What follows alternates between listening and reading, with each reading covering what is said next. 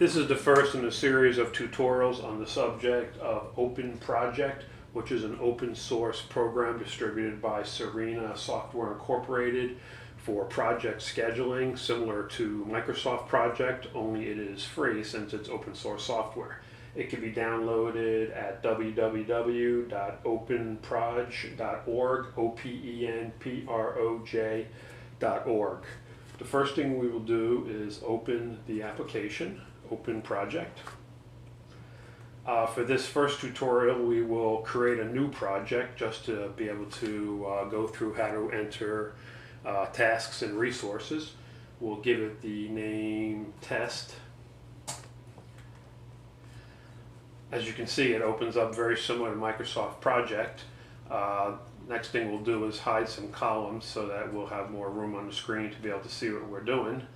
We'll call the first task A, second task B, third task C, fourth task D.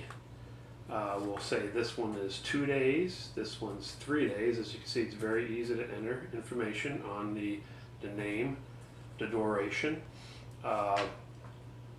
Squeeze this column a little bit so we can see more of the schedule. And then we'll put predecessors in, and we will assume that A and B start at the same time, but C is a predecessor of task 2, and D is also a predecessor of task 2. As you can see, what it has done very quickly is identified the critical path as being tasks 2 and 4, since in the critical path it's the path that takes the longest to complete the project, and also where those tasks must be done on time or the end date will slip. If you notice, if you expand here to the right, you also have resource names so that you can do resource planning. And for this quick example, I'll have to identify what the resources are, so I click on the resource button to the left here in the left column, and I'll say that this is person A, and there is a person B, person C, and person D. Now once I've done that, now I can use those resources in the schedule to show who's doing what tasks. They have to be initially identified or you can't call them out on the schedule.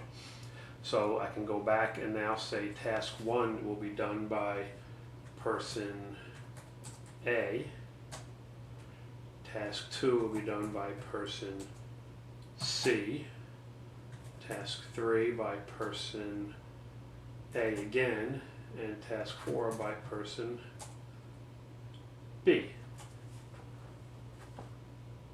As you can see, the schedule to the right here shows which tasks are done by which person and which are on the critical path, and it also shows the predecessors, how they're defined in the schedule that was defined. That'll be the end of the first tutorial. In the next tutorial, I will load the Sharon project and show an actual project assignment, which is in a much more complicated multi-project format. Thank you very much.